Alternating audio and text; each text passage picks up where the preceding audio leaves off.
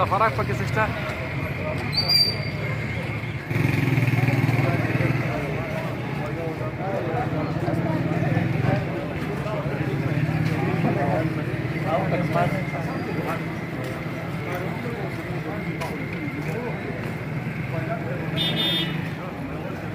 And diabetes the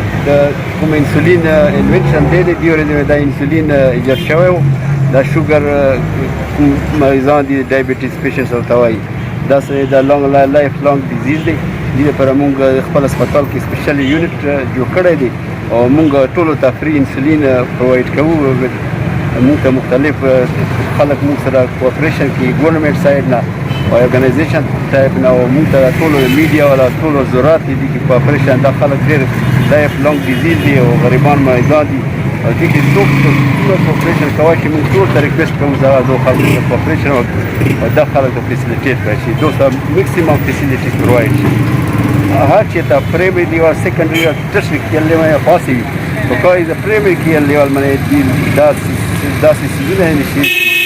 الټرا ډایبټیک پیشنټ دا پیدا ورسېږي غریبانو ته دوز کې باندې ټریټمنټ فری ملایي Thank you for cooperation again for the media side. السلام علیکم زما نوم چې ډاکټر فرحان مختیار دی زه ډي ایس کیو هاسپټل کې از میډیکل افیسر کار کوم ډایبټیز ماته جی حوالو ډایبټیز واک چې کوم دی نو ایکچولی دا اویرنس لپاره دی چې موږ خلکو کې اویرنس پیدا کړو چې ډایبټیز چې کوم دی نو هغه یو ډیزیز دی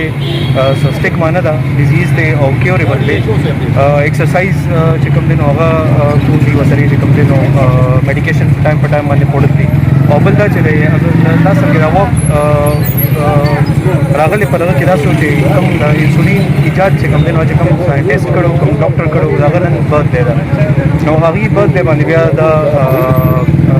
1995 نه دی چې کوم دی نو دا شو چې دا ورلډ ډایبټیز ډے موږ مناو دا 14 نومبر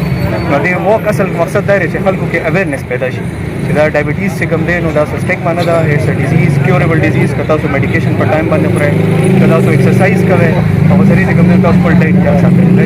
دې وخت صرف دا مقصد دی چې خلکو ته پته ولګي چې دا ډایبټیز چې کوم دی نو د دې څه شي او ځان ته بچو څنګه دی ټریټمنټ